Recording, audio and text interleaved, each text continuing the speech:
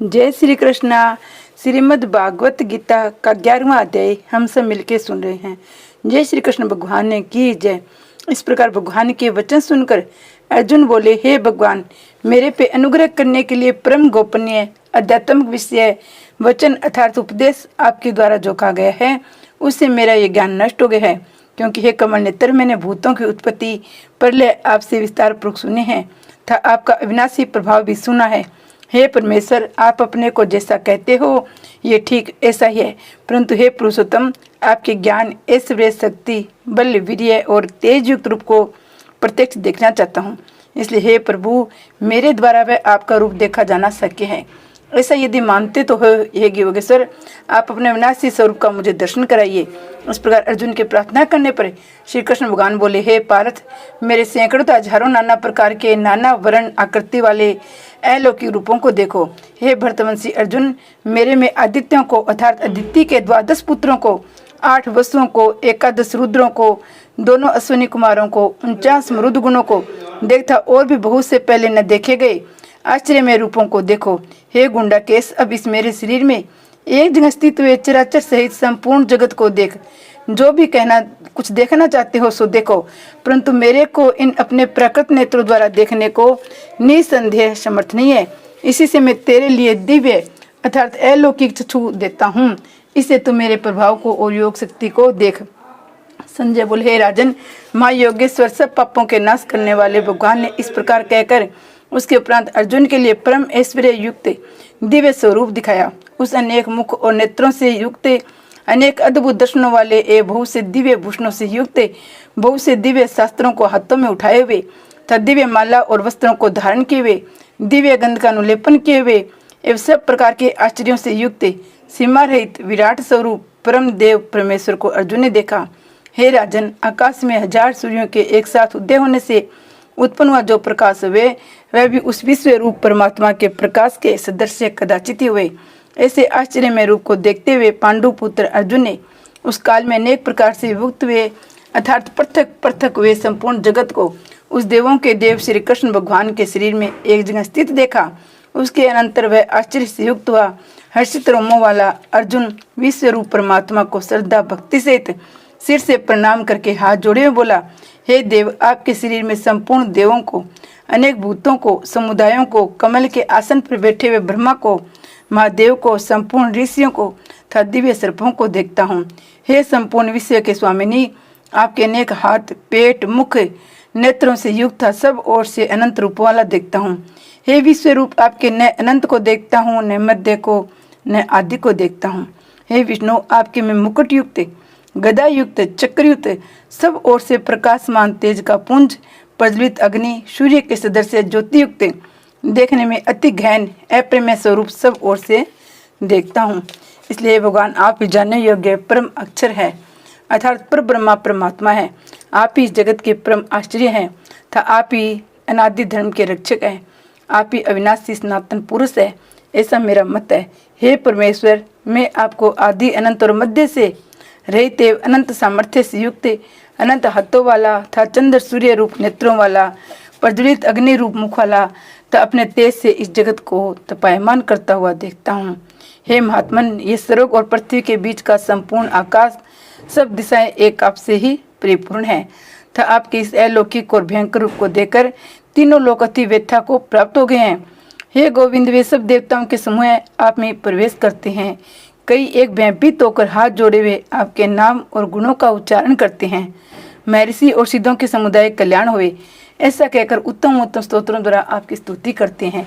हे परमेश्वर, जो 11 रुद्र, 12 आदित्य, 8 वसु, साध्यगण, विश्व देवता, अश्विनी कुमार, मरुदगण, पितरों का समुदाय, गंधर्व, यक्ष, राक्षस और सिद्धगणों के समुदाय हैं, वे सभी विस्मित हुए आपको देखते हैं। हे महाभाव, आपके बहुत मुख और नेत्रों वाले तथा बहुत हाथ, जंगा और पैरों वाले, बहुत उदारों वाले, बहुत से विकराल दाढ़ों वाले महान रूप को देखकर सब लोग व्याकुल हो रहे हैं तथा मैं व्याकुल भी हो रहा हूँ। क्योंकि हे विष्णु, आकाश के साथ स्पर्श किए हुए दीप्यमान अनेक रूपों से युक्त, फैलाए हुए मुख और प्रकाशमान विशाल नेत्रों से युक्त आपको देखकर भयभीत अंत करने वाला मैं धीरज और शांति को नहीं प्राप्त होता हूँ।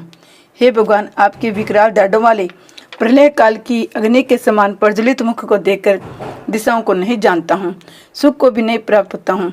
इसलिए हे देवेश, हे जगन्निवास, आप प्रश्न होइए। मैं देखता हूँ कि वे सभी धृतराष्ट्र के पुत्र राजाओं के समुदाय सहित आप में प्रवेश करते हैं।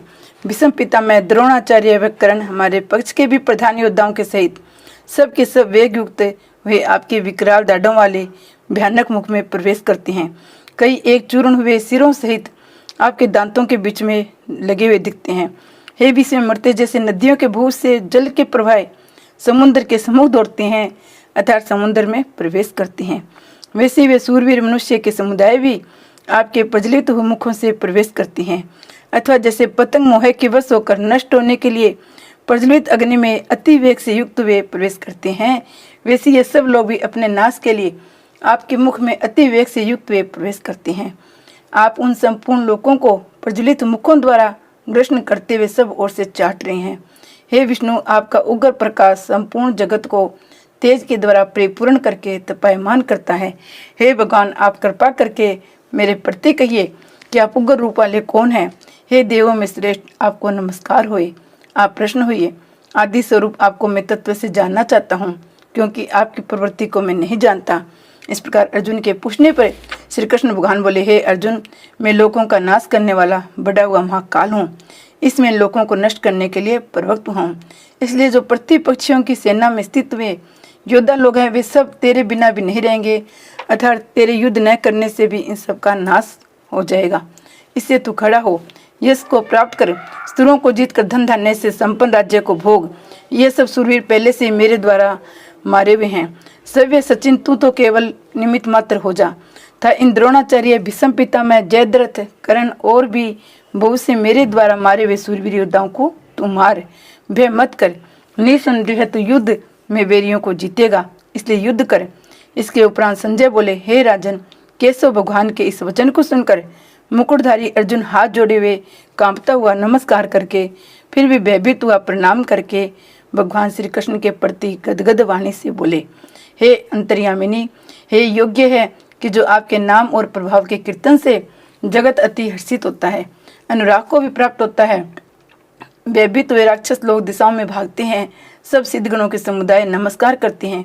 हे महात्मन, ब्रह्मा के भी आदि करता सबसे बड़े आपके लिए मैं किससे नमस्कार नहीं करे, क्योंकि हे अनंत, हे देवेश, हे जगन्निवास, जो सत असत व्यक्त उनसे परे अक्षर अर्थात सच्चिदानंद घन ब्रह्मा है, वे आप ही हैं। हे प्रभु, आप आदि देव और सनातन पुरुष है।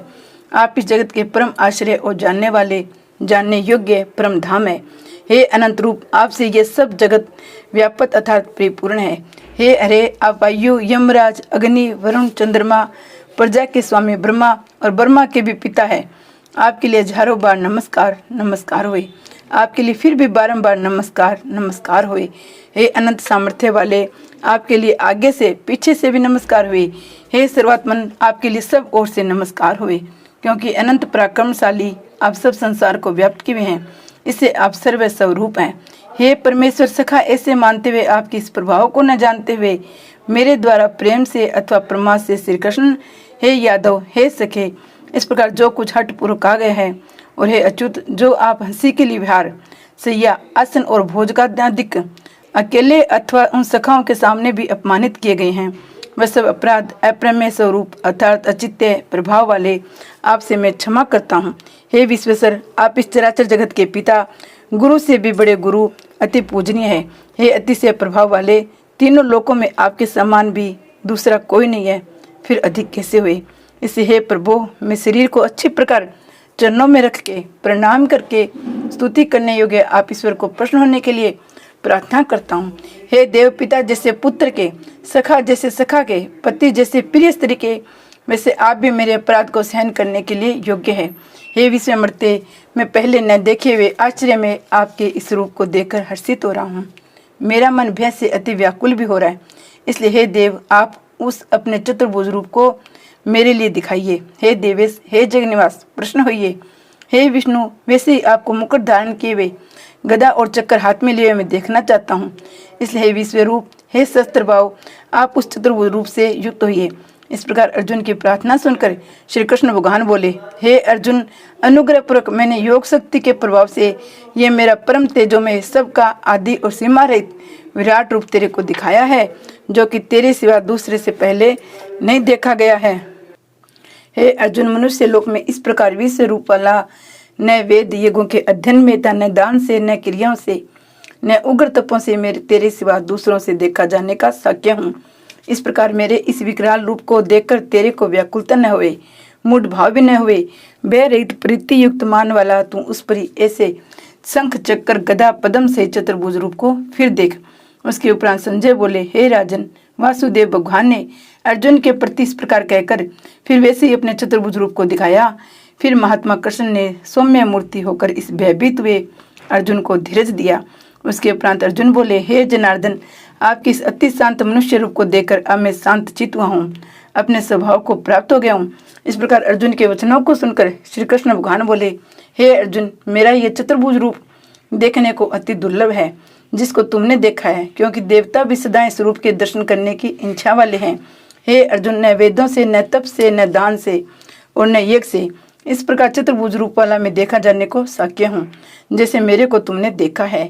परंतु हे श्रेष्ठ तपले अर्जुन, अन्य भक्ति करके तो इस प्रकार चतुर्भुज रूप वाला मैं प्रत्यक्ष देखने के लिए, तत्व से जानने के लिए, प्रवेश करने के लिए, अर्थात एक ही भाव से प्राप्त होने के लिए साक्ष्य हूँ।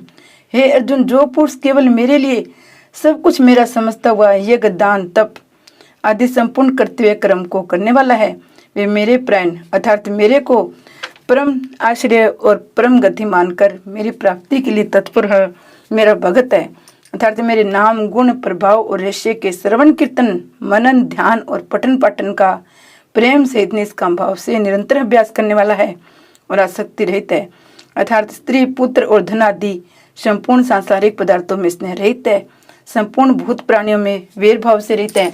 ऐसा वह अनन्य भक्ति वाला पुरुष मेरे को ही प्राप्त होता है। इति श्रीमद् भागवत गीता रूपी उपनिषद ब्रह्म विद्या योग शास्त्र विषय श्री कृष्ण और अर्जुन के स्वाद में विश्व रूप दर्शन से योग नामक 11वां अध्याय समाप्त। जय श्री कृष्ण भगवान की जय। अब हम 11वें अध्याय का महत्व सुनेंगे। श्री महादेव जी कहते हैं, प्रिय गीता के वर्णन से संबंध रखने वाले कथा एवं विश्व रूप अध्ययन के पावन महात्म्य का श्रवण करो। विशाल नेत्रों वाली पार्वती, इस अध्याय के महात्म्य को पूरा वर्णन नहीं किया जा सकता। इसके संबंध में सहस्त्रों कथाएं हैं। उनमें से एक कथा कही जाती है कि पंडिता नदी के तट पर मेघ शंकर नामक से विख्यात एक बहुत बड़ा नगर है। उनके 4 दीवारी गोपुर द्वार बहुत ऊंची हैं। वह बड़ी बड़ी विश्रामशालाएं हैं जिसमें सोने के खंभे शोभा दे रहे हैं। उस नगर में श्रीमान सुखी, शांत, सदाचारी, जितेंद्रिय मनुष्यों का निवास है। वहाँ हाथ में सारंग नामक धनुष धारण करने वाले जगदीश्वर भगवान विष्णु विराजमान है। वे परम ब्रह्मा के साकार स्वरूप है। संसार के नेत्रों को जीवन प्रदान करने वाले हैं। उनका गौरवपूर्ण श्री विग्रह भगवती लक्ष्मी के नेत्र कमलों द्वारा पूजित होता है। भगवान की वांगी झांकी वामन अवतार की है। मेघ के समान उनका श्यामवरण कोमल आकृति है। वक्ष स्थल पर श्री वत्स का चिन्ह शोभा पाता है। वे कमल और वनमाला में विभूषित है। अनेक प्रकार के आभूषणों से सुशोभित हो भगवान वामन रतन युग समुद्र के सदृश जान पड़ते हैं। पीताम्बर से उनके श्याम विग्रह की कांति ऐसी प्रतीत होती है मानो चमकती हुई बिजली से घिरा हुआ स्निग्ध मेघ शोभा पा रहा है। उन भगवान के वामन का दर्शन करके जीव जन्म संसार के बंधन से मुक्त हो जाता है।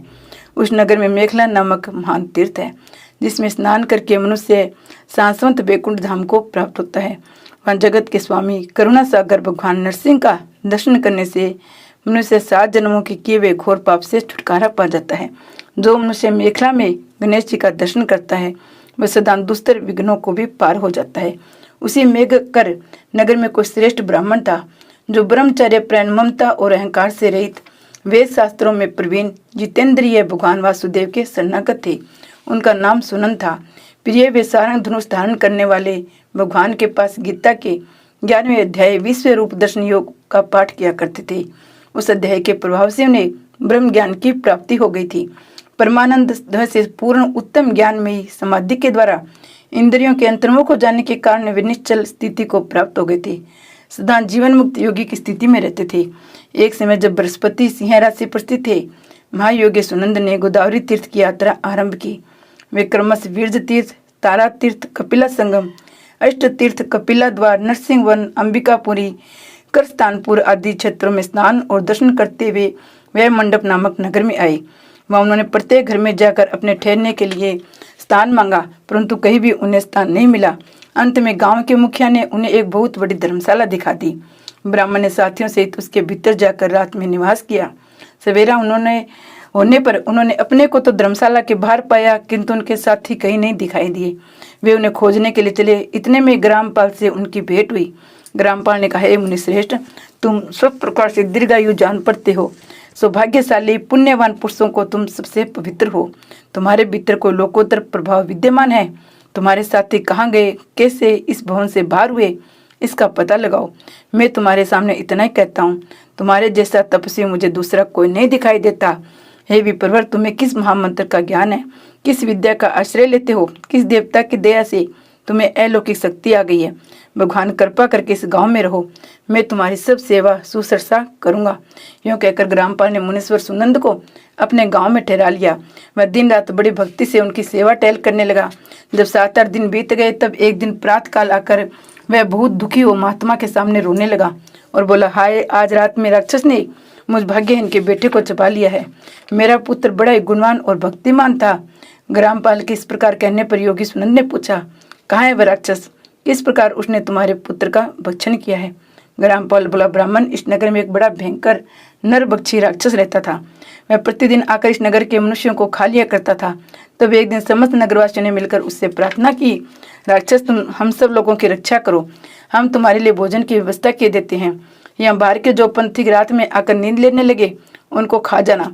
इस प्रकार नागरिक मनुष्यों ने गांव के मुखिया द्वारा इस धर्मशाला में भेजे हुए पथिकों को ही राक्षस का आहार निश्चित किया। अपने प्राणों की रक्षा के लिए उन्होंने ऐसा करना पड़ा। तुम भी अन्य राहगीरों के साथ इस घर में आकर सोए थे, किंतु राक्षस ने उन सबको तो खा लिया, केवल तुम्हें छोड़ दिया। द्विजोतम, तुमसे ऐसा क्या प्रभाव है, इस बात को तुम ही जानते हो। इसमें मेरे पुत्र का एक मित्र आया था, किंतु मैं उसे पहचान न सका। वह मेरे पुत्र को बहुत ही प्रिय था, किंतु अन्य राहगीरों के साथ उसे भी मैंने उसी धर्मशाला में भेज दिया। मेरे पुत्र ने जब सुना कि मेरा मित्र भी उसमें प्रवेश कर गया है, तो वह उसे वहां से आने के लिए गया, परंतु राक्षस ने उसे भी खा लिया। आज सवेरे मैंने बहुत दुखी होकर उस पिशाच से पूछा, ओ दुष्टात्मन, तूने रात में मेरे पुत्र को भी खा लिया। तुम्हारे पेट में पड़ा हुआ मेरा पुत्र जिसे जीवित हो उसके ऐसा कोई उपाय यदि हो तो बताओ। राक्षस ने कहा, ग्रामपाल, धर्मशाला के भीतर घुसे हुए तुम्हारे पुत्र को न जाने के कारण मैंने भक्षण किया है। अन्य पथिकों के साथ तुम्हारा पुत्र भी अनजाने में मेरा ग्रास बन गया है। वह मेरे उदर में जिस प्रकार जीवित और रक्षित रह सकता है, वह उपाय स्वयं विधाता ने कर दिया है। जो ब्राह्मण सदा गीता के 11वें अध्याय का पाठ करता है, उसके प्रभाव से मेरी मुक्ति होगी, मरे हुए को पुनः जीवन प्राप्त होगा। यहाँ कोई ब्राह्मण रहता है जिनको मैंने एक दिन धर्मशाला से बाहर कर दिया था।